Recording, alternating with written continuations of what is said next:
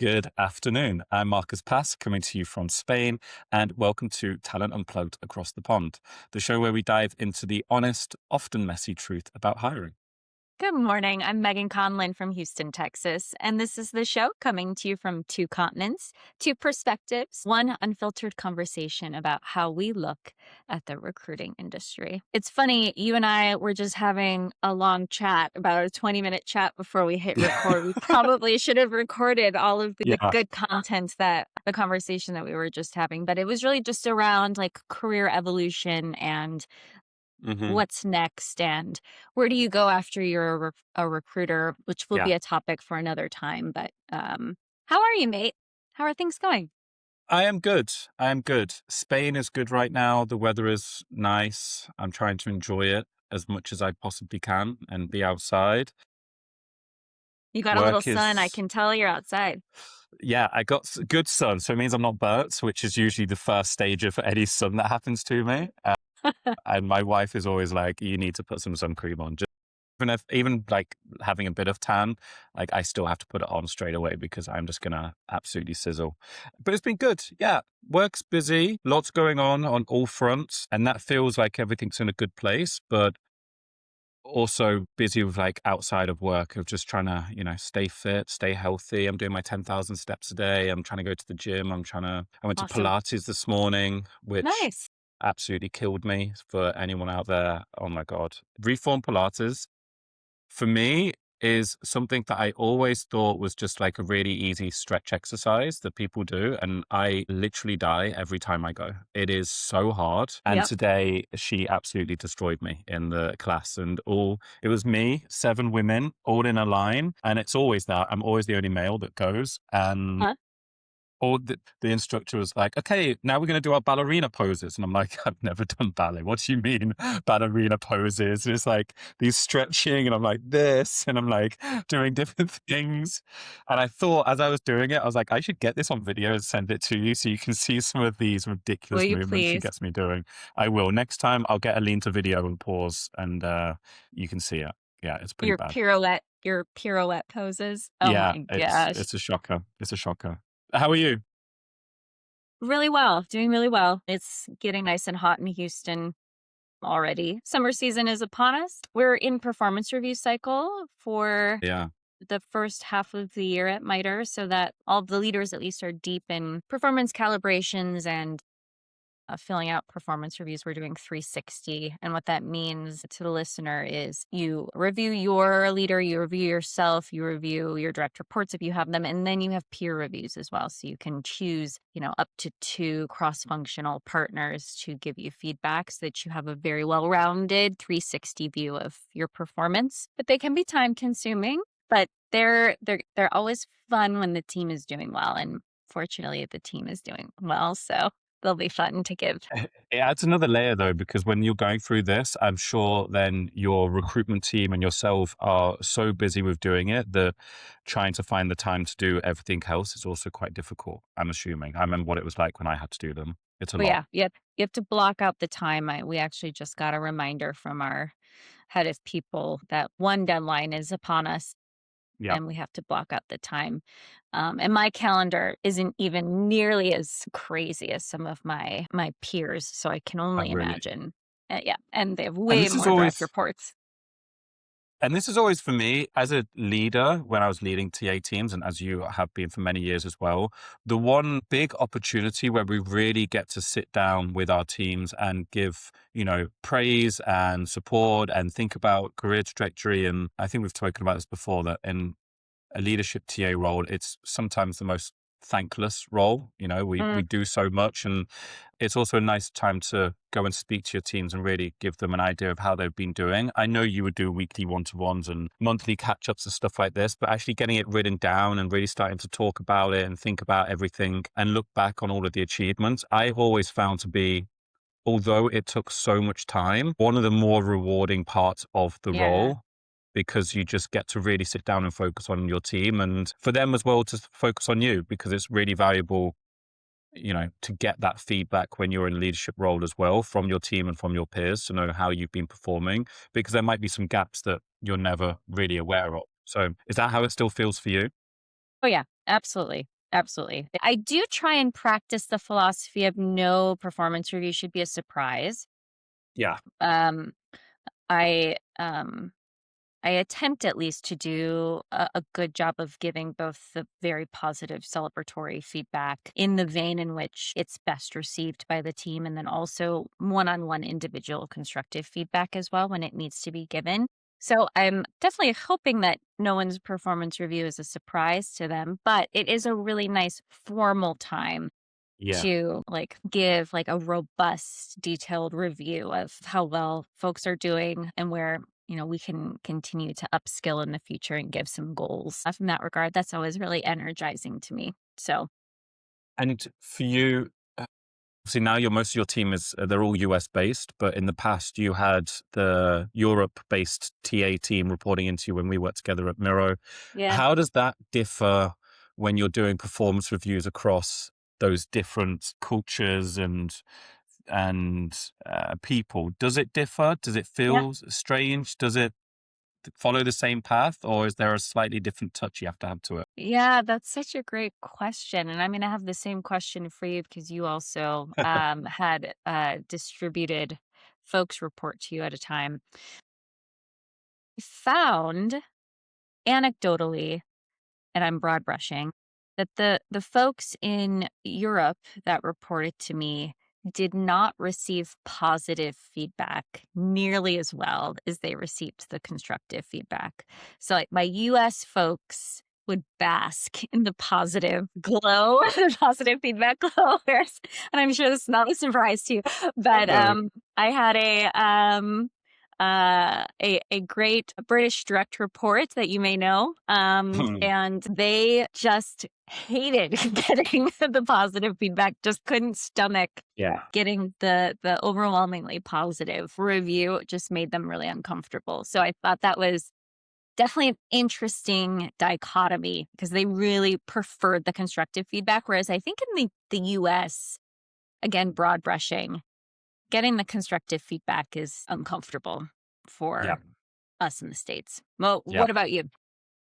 Yeah, I mean, most of the time I've been managing people across Europe, so my normal reviews were like that. So when I started off obviously in England and then then got wider into Europe. And in England, you would never really get shout outs either, like on a weekly Yeah. basis or monthly basis. You would only get to learn about the good things that you've done once a year normally. This idea of mid-year performance reviews never happened in the UK when I was starting out. It was only in end of year one, and then you would have it and you would get told all of these nice things that you forgot about, and you'd be like, okay, well, thanks, but I don't know what to do with this now, so let's just tell me what I need to do to improve, because it's all about improving. So everything you're saying makes sense to me, and it shifted as I started to lead more European teams, that culturally I would have 15 different cultures sometimes and nationalities of people that would report into me. And you would have to find out through each of them how they would like it. Would they like it on the moment? Would they like it in a group setting? Would they like it in Slack? Would they want it on an email that's been forwarded to them? Do they want it just wait until that performance review? And yeah, culturally, a lot of the time, as we said, like broad brushing here, that it was across Europe that we would struggle with getting a lot of those positive anecdotes and conversations, and would prefer to know, okay, but what did I not do well and how can I improve? And it's a strange thing when I think about it, because I don't know why that is. I don't know where that's come from. Whereas when I was managing US teams, I knew that if I got some good feedback, and if I should most of the time put that on Slack amongst the whole team and be like, hey, and then everyone would get really happy for them and do shout outs and say, hey, congratulations. And that just doesn't happen in the UK. If we did that No. in the UK to the person you were speaking about, they'd be like, can you please delete that message so that no one else is coming to me and saying congratulations? Yeah, completely different. Completely different. Yep. Yep. Just cultural nuance. Yeah. Definitely cultural nuance. And you touched on a point that I think actually relates to just a good, solid leadership philosophy, regardless of region. Understanding how your direct report feels most comfortable Yeah. receiving feedback, Yeah. both positive because some folks don't really like the public displays of affection, that makes them really uncomfortable. So they'd rather know that they did something well one on one. And then, of course, I think like across the board, it's generally known to give constructive feedback Yeah. one Yeah. on one, not in a group setting. Uh-huh. It's very toxic. I will say this, I made back in my agency days, I was a new leader and was still developing good best practices as a leader. And I was in an environment where relatively cutthroat, and you were doing like these daily stand ups in front of the company on Mm, progress for closing accounts or closing candidates. And we had a recruiter that was pretty consistently underperforming. And when we would do these like pretty granular, like in hindsight, I like cringe at how granular I was needing to micromanage their metrics. But I called out this person in a like company group setting, and it haunts me that yeah. that happened. I would never do that again, ever. No. I would never do that again. And I understand that they're in some industries that's still acceptable, but it's very toxic. And I think it actually undermines the behavior that you're trying to change when you do that. I don't know. I assume that you have the same perspective there, but would For love to hear sure. your thoughts. Yeah, yeah, for sure. And but I think also that's why you start off in some of these more junior leadership roles so that you can learn your trade and learn what Yeah. good looks like and what needs to be improved and hopefully have the support around you to make those changes. And I think I've been there as well. I can't remember the occasion. I think it was probably my third role in recruitment. And I was part of that where we used to have to do daily stand-ups, which I used to cringe at. You can imagine a group of 10 British people all in a room having to do daily stand-ups to talk about what they're doing. Yeah. Nobody wanted to talk. And I remember a few times I would get called out on it and I'd be on that I hadn't hit something or what was going on, like an offer hadn't closed. And I just thought, why are we doing this? What is the benefit of doing this in front of a group and in a setting? So I also learned from that I then didn't want to do that as a manager or as a lead in the future. And I think that's what great leaders, I'm not saying that I'm a great leader, but that's what great leaders do is that you learn from good managers, bad managers, inexperienced ones, like every single person that you work with, you learn from them on what they've do great or don't do very well in Yeah. how to then mold yourself as a leader that you want to be. And try and stick to your guns in what you feel is the best approach for you as a person. And I always remember watching some leaders and I'd be like, wow, I could not be that person. It just doesn't feel genuine. And then I'd watch someone else and think, that feels more like me. I'm going to learn how they've just managed that conversation or managed the room or worked with someone. And I think that's what you learn from to become a good leader in the future. Yep. That's always the best way that I've learned, at least. Yep. I totally agree. I read a lot of books early on. I still listen to a lot of podcasts of folks Okay. that have philosophies that I Hmm. want to emulate. Yeah. But yes, I've learned a lot from just observing leaders in the different businesses that I've worked in, or leaders that I've reported to and taken things and Yeah. left things that didn't suit. And yeah, totally agree. You know Cool. what is happening in 6 weeks? I think you're going to be stateside in I Texas, am. perhaps. It's 6 weeks. It is not long away. Yeah. That's so exciting. Yeah. So it is not long. We're going to be recording our podcast live whilst we're there on the Friday, which I'm super happy about. But So it leads excited. me to the part that we are coming to the summer holidays, and we talked about this in a very early podcast about we called it, Christmas holidays, but whatever is celebrated by people. Now that was a shorter period. Summer holidays can be a lot longer. They can start happening, really from now, May, all the way through to the end of August, September. And within a recruitment process, that can become quite difficult because you're trying to manage your own holiday when people are off, when teams are off. Hmm. Any advice you would give to candidates right now that are thinking of planning holidays, but also starting to apply for jobs? Anything they should be thinking about doing, not doing? Yeah, that's a great question. And I will say, like, I think there's some regional nuance here as well. Yeah. In Europe, it is very commonplace for you to take annual leave, which can be 4 or more weeks. Am I And right? In some countries, like in Italy, they will take the whole month of July or August off, I think, Uh-huh. I remember. And in some other countries, it will be off for like 6 weeks as well. Yeah. Most of the time, a 2 week holiday was like, if you had children, you would book a 2 week holiday.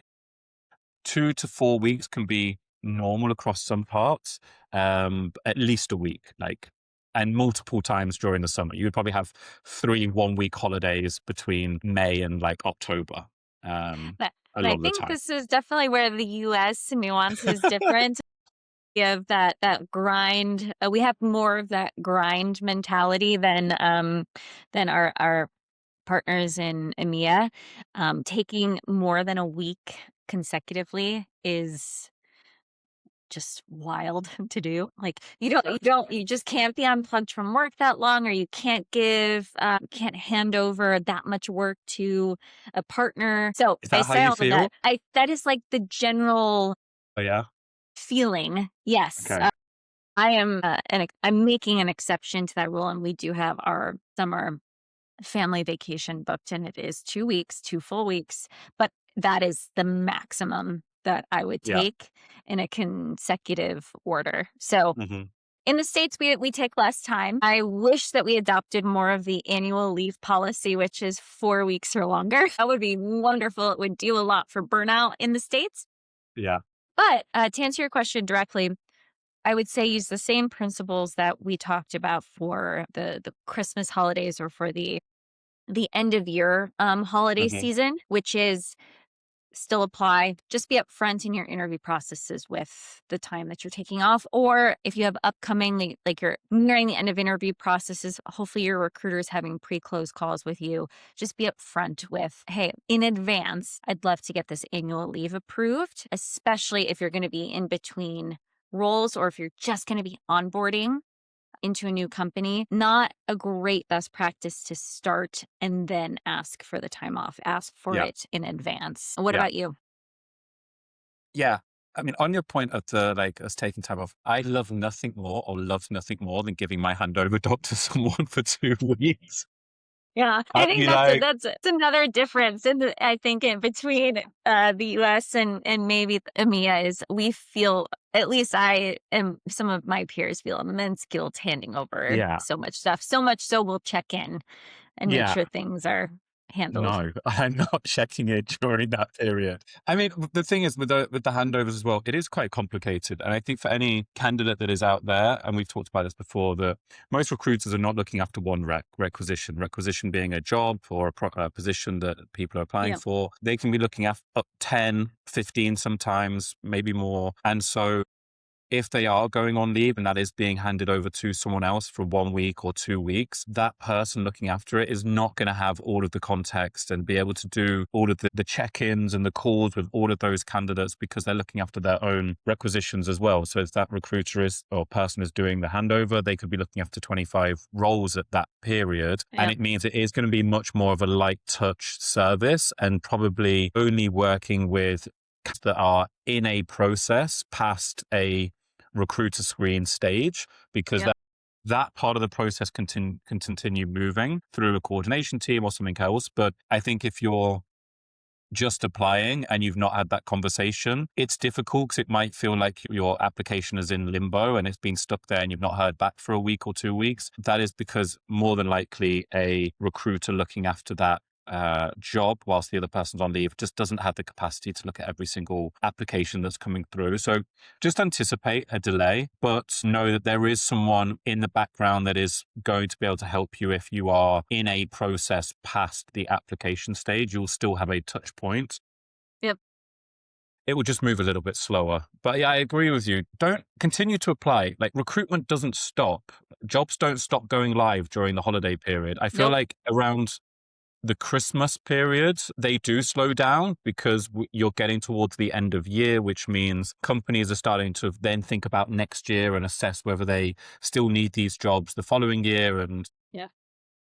more people will be off in a shorter period of time. Whereas over the summer holidays, there's no need for us to slow down with hiring. If anything, we're ramping up because Q1 which for anyone listening is usually either a January to the end of March, or it could be a February to an April, depending on financial years and how it's done. But that Yep. first half of the year is where you're ramping because you've got so much of the hiring happening at the beginning, but then it will continue all the way through the summer because you're trying to get to a point where you are in a good headcount position for the final part of the year to continue to hit whatever goals you need to do as a business. So don't stop applying, continue to network, and just, like you said, make people aware of what your situation is. And if you're getting towards the end of the process, let them know when you've got a holiday period coming up so that they can plan for it. Don't Yep. I always felt really bad. Remember a lot of offers I would give to people and they said, "Oh, I can cancel my holiday." I'm like, "Why would you cancel your holiday? Why? Don't cancel it. Enjoy it. Like, go and have a break from finishing a job or finishing something and then starting fresh. Do not worry. The job has been open already for, 2 months, 3 months. We can live an extra 2 weeks without it being closed. I would say 99% times out of 100, you will be absolutely fine in that situation. You may have a company that will once in a blue moon say, no, we really need you to start because of one or two reasons. Do that as you need. But most of the time, almost always, they will not worry about you having a holiday. If anything, they'll encourage it for you to continue doing. That would be Yep. my 2 cents. Yep. I've never rescinded an offer or had a hiring manager decide they didn't want to extend an offer because somebody couldn't start on the exact start date that we would have liked them to. So yes, take your holiday. Just be proactive about sharing. Don't start the new job and then expect to be able to take 4 or more weeks off right away without it like Yeah. not landing well. No, no, completely, completely. And we have Should a we? myth busting. Should we Yeah. switch on to it? Yeah, let's do it. So, myth bust for this week is nobody uses reference checks these days. What are your thoughts? Reference checks, maybe we talk about what reference checks are, but how do you feel about companies using reference check? Yeah. So a reference check is a contact, usually someone who the candidate has recently reported to, a direct report that maybe reported to the candidate, or a cross functional partner that a recruiter is able to reach out to ask just qualifying questions about essentially the evidence that we've gathered from the interview process is accurate. So did this person have this job? Did this person complete this task? What are the skills of this person? What are the gaps? Did they perform well? Would you rehire them? Are pretty typical questions that a recruiter or a hiring manager might ask on a reference call. These are always contacts that are given by the candidate.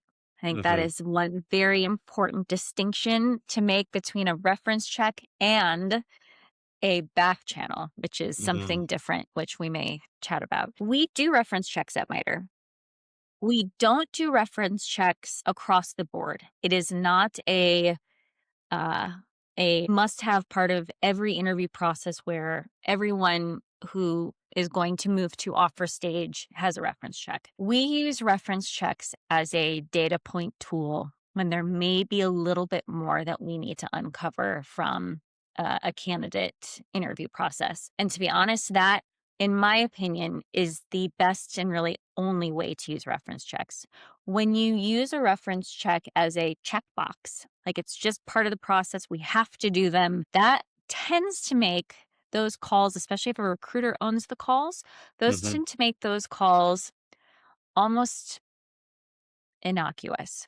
Yeah. You're just running through a list of questions, you're gathering your data, you did the reference check, let's move to offer, just like delays the process. Whereas, let's say we uncovered through an interview process with someone that we really think we want to hire that they may have one skill gap that we want to make sure their former manager can vouch that this Yeah. person did well. It just gives the hiring team a little bit more validation that their evidence-based decision making in the interview process was correct, and we do actually want to move forward. I also caution against using reference checks as decision makers. So let's For say we sure. get a reference check that comes back and it's maybe not as glowing as Hmm.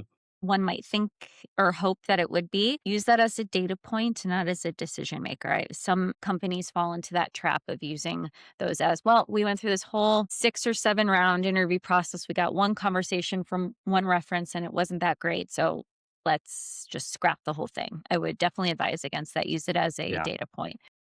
Yeah. But yeah, we do use them. It is not across the board. I don't think companies across the board are using them. I think what is more commonplace in the tech industry is the back channel.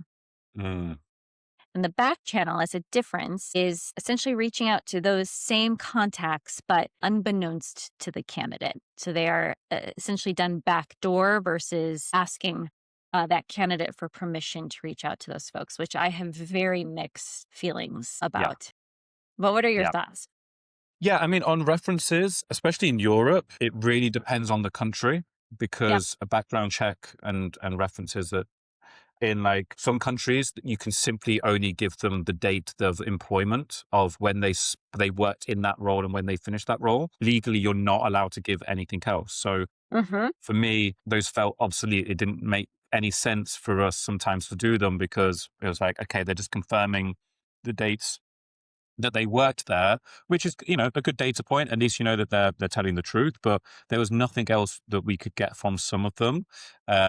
Similar to you, 99 times out of 100, they would always come back positive as well. There was very rare that you would get something that's negative because they have been chosen by the candidate and they've asked that person to do this so that they can get a new job, and it's usually someone they have a good relationship with that is Sure. happy for them to be moving on. So it was then also quite difficult to distinguish between what was actually true and what wasn't. Mm-hmm. Back channels are a lot more prevalent in today's tech industry world, especially in Europe. They are happening a lot, and I don't like them Mm-mm. because, again, similar to you, like if we're doing this right at the end of a process and then you're deciding that even though you've done 6 interviews and you think they're the right person, you're going to take what one person has said through an unofficial capacity. You don't know what relationship that person had with them. And maybe it just wasn't their type of profile that they liked in the business, had nothing to do with their works. It's Yeah, then a very exactly. difficult measure for you to be able to make a hire from. And I feel especially the more senior I went up in organizations, the more I saw back channels being used and the more I saw that we were declining candidates because of it, Yep. or having to then do an extra interview to assess what came up in this back channel. And I just didn't get it. It felt like we are struggling as an organization, as a business, and as a community to make a decision based on what we're able to do as interviewers and relying on this one extra piece of information. I don't see it as a good tool for us to use. And yeah, I'm just not a big fan of back channels, but they have uncovered as well sometimes profiles that we really would not want to move forward with. So I'm also a little bit like, okay, it has helped in situations where we've got a back channel and then it's like, that wasn't very positive. Maybe we should do a second back channel. We do a second back channel, get very similar feedback from a completely different person. It starts to raise questions about what did we miss and should we have, should we continue? So I'm going to say 90% of the time I hate it, but 10% I think it's probably saved us in some situations. Sure. But is it legal in some countries? I don't think so. So yeah, It's not illegal in the United States. It's not illegal to give a detailed reference check no. either, separate from just an employment verification. I hold a similar view to you. I will say, the longer I've been in this industry and the more that we have leaned into quality of hire over speed of hire, the more I've warmed up to the back channel with guidelines. I have worked in organizations or for hiring managers that would take a back channel from almost anyone, as long as they worked at the company and they were a second or third degree away from someone who might actually know that person. They take anything and take it as gospel. That is riddled with bias, Yeah, and exactly. so I have put some like best practices and guardrails with especially my very senior leadership around who, if you're going to reach out to somebody without our candidate knowing about it, it can't be from their current company. Like, please do not reach out to someone that's from their current company. It needs to be someone who you know well enough that you should put a lot of stock in their opinion. So you've worked with them professionally, or someone else at the company has worked with that person professionally well enough to take their feedback with a great deal of weight. And then it should still be a data point, not a decision maker. And to your point, we have back channels at various stages. Like, I think that the best use of time is to do it potentially earlier on so you're not wasting the candidate's time. Yeah. But if you need it to do one to like verify, maybe the debrief panel is like neutral Hmm. on the candidate and you can't quite decide if it's, someone new that you want to hire and you do a back channel, it could provide, that final data point to make a decision. It has saved us from making potentially poor hires in the past. So Yeah. that's why I have very complex feelings about it. On the flip side, to your point, I have been a working professional for over 20 years. Hmm. And I can guarantee you that there are people that I've worked with in the past that would not give me a glowing reference. We did not either work well together, or I was not a fit for the role, or they, for whatever reason, our working styles were not compatible. So that is one reason why